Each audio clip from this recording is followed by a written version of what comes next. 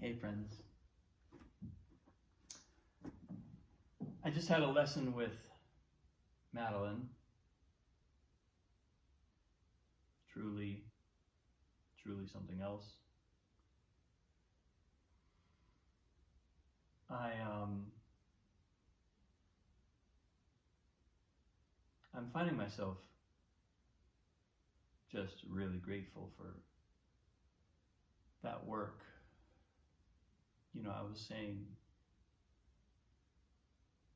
to her a few weeks ago,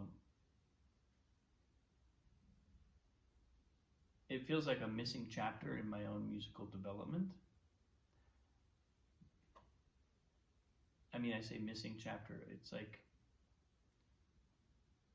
because the Chopin etudes are so fundamental to piano technique and everything that came on the piano afterwards, after Chopin's life, they've become such an integral part of teaching pianists how to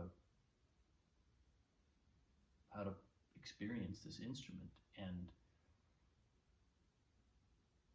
there's just an incredible gratitude for the level of care and attention I'm receiving and what I'm able to therefore give to these pieces. And today we talked about something that I may have even done a post on this a while back, I'm not sure.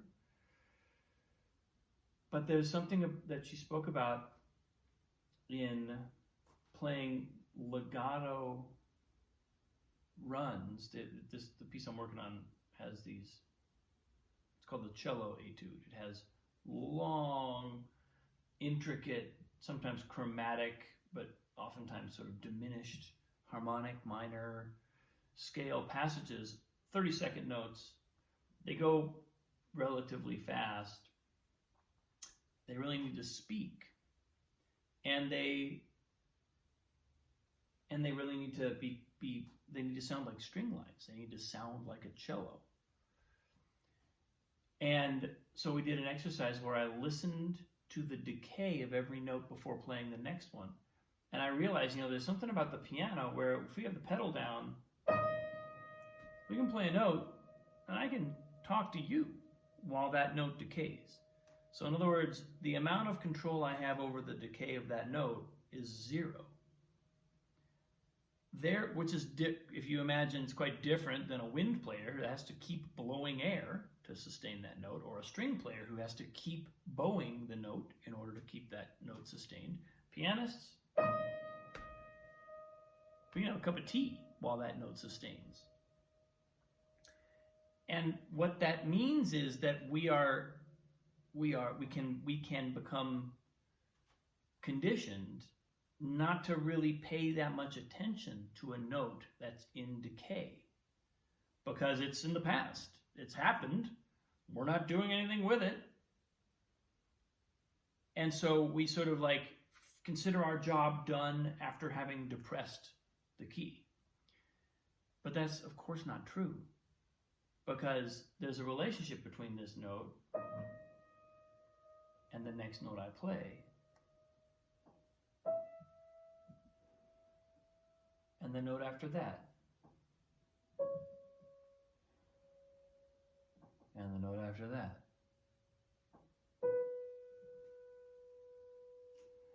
So hearing the decay, it's almost, and I was almost, what happened to me as she started to speak about this, she said basically listen to the decay and don't play the next note, even if it's a 30-second note passage. Don't play the next note until you've heard that note fully and you're ready to have the next note enter the room.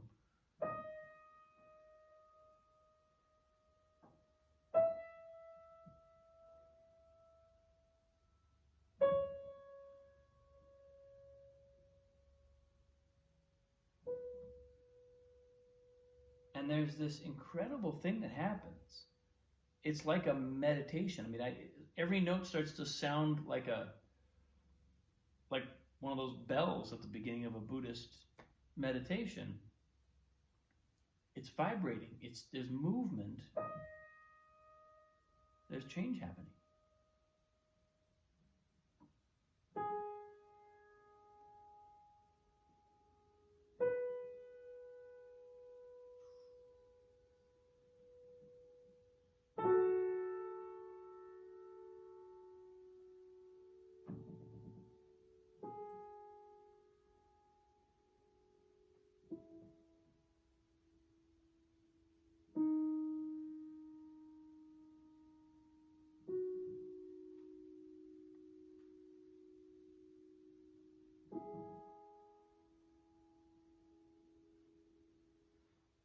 Every note becomes a meditation. And now there's a relationship. Now there's a relationship between the one note that's still happening and the next note that starts to happen. And on piano, we have to do it with our awareness. We have to keep bowing the note or blowing the note with our awareness, because otherwise we disconnect from what's actually from the music we are actively making. We are actively making music. I'm actively making music right now. I'm talking to you. I could, brush my teeth if I wanted to, but I'm making music because my instrument is resonating. So rather than disconnect from that, rather than have this feeling of cutting off from what's happening,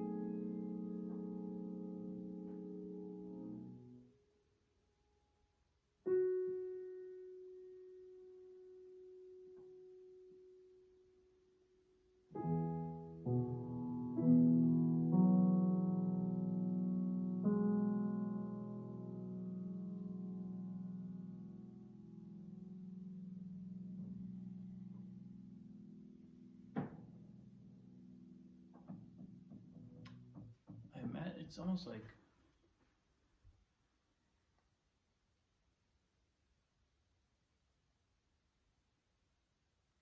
like acknowledging the karma that we've created by starting a note, or by starting in a series of notes, right? There's an interesting relationship to time and memory and what we have manifested, what we are manifesting.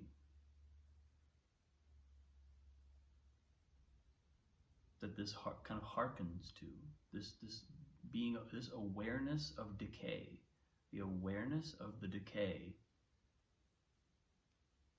It reminds me, there's a Stephen King book, I forget what it's called.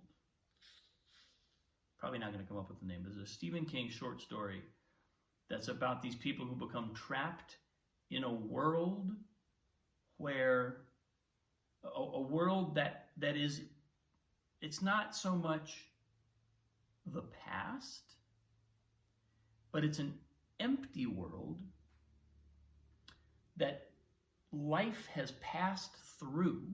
It's almost like if the universe is like this tapering, there's like an orb in the middle, which is the present moment where we actually are, and then it tapers off on either side into the future and the past. And as time moves through the universe, it tapers off, and it's like it's like the decaying, dying world that needs to be. And then of course there's this, because it's a Stephen King book, there are these creatures or this force that comes along and eats it like a Pac-Man, and like it eats up the past. It eats up the used up world, and presumably chews it into oblivion and turns it into non-beingness again. But people, through a kind of very elaborate story, get trapped there and can't get out. And it's almost like this exercise to me, because we're dealing with something that's tapering away. It's almost like just maintaining an awareness of death, an awareness of, well, we literally call it the decay of the note in a studio. That's what it's called. We're maintaining an awareness of the death of the note, and thereby maintaining an awareness of death, decay, not necessarily like biological decay, but ending, something that is sustaining and dying. We're bringing that to our awareness in all of our life.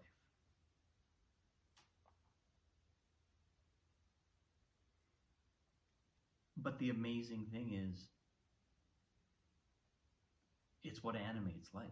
That she wasn't saying this because she wanted me to play the piece in a more dead way. She was saying this because she wanted the piece to be living out of an awareness of what's already there and what is dying away. Let what I create in this moment come out of that connection.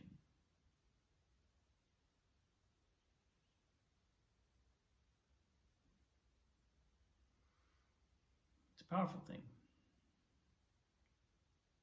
And when I get to where I can play the whole piece that way, I'll play it for you. Thanks, folks. Have a great day. I appreciate you. Thanks for watching. I'll see you soon.